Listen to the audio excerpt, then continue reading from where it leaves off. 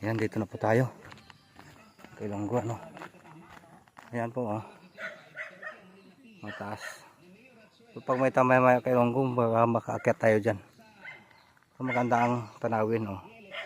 Ano, kay Ilonggo, yan, oh. Kahit matarik siya, nag-ano pa rin sila. Matamis ang bayabas kay Ilonggo. Ayan.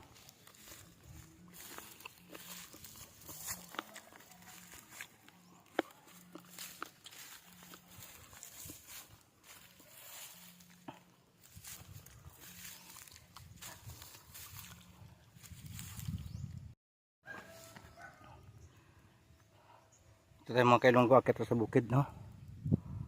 Akit sa bukid. Kaya tayo ng bayabas.